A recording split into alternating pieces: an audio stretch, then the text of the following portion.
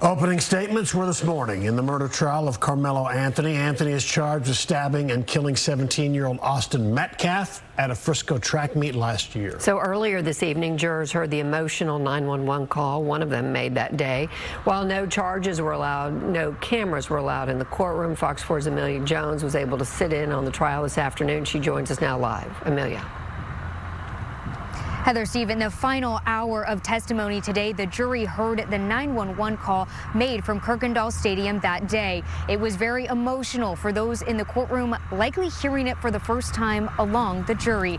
The jury was also shown video surveillance from the stadium and the actual jacket used by one coach to put pressure on Metcalf's wounds before EMTs arrived. It was still stained with Austin Metcalf's blood.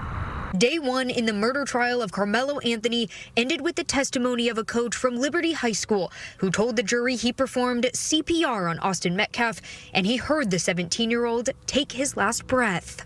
No cameras are allowed in the courtroom, but a court sketch artist captured an abstract snapshot that shows Coach Joshua Redman at the stand with a photo of the jacket he told the jury he used to put pressure on Metcalf's wound.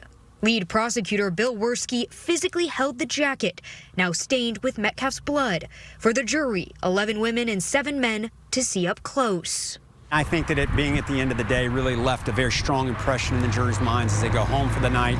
It's a long trial. There's going to be a lot of twists and turns, but today, if you were to ask me, I would say the prosecution scored some pretty big points. Todd Shapiro is a trial attorney who is here as a court observer. He is not involved in the case. One of the most powerful moments of Thursday's testimony was the 911 call made by a fellow coach from the track meet that day.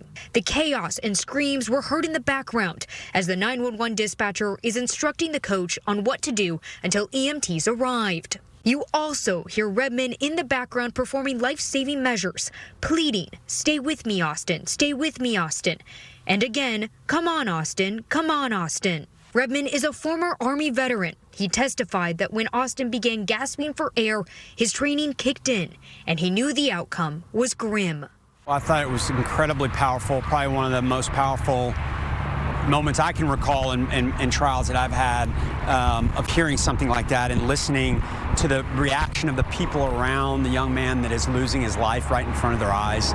Witnesses told police Metcalf and Anthony got into an argument when Anthony sat underneath the Memorial High School tent, Metcalf's school.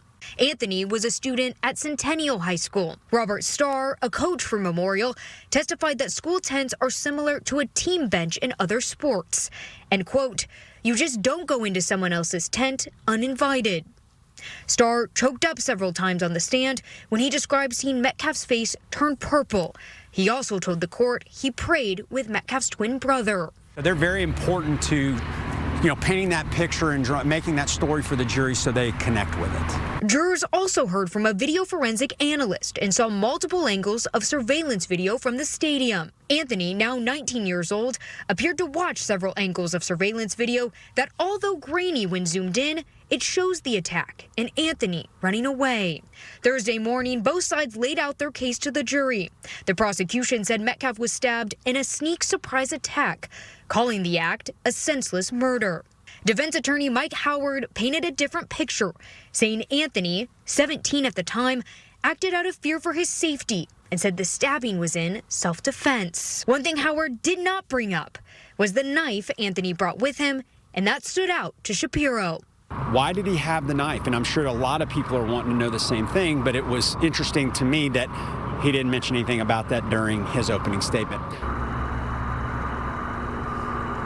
During cross-examination of the last witness, Coach Joshua Redman, the defense asked if it's allowed for other students to visit the tents of other high schools. The defense followed up by asking about other students warming up for an event, possibly seeking shelter from the weather. According to the defense, Centennial High School did not have a tent up that day, and it was raining the morning of the track meet. Court will resume tomorrow at 9 a.m.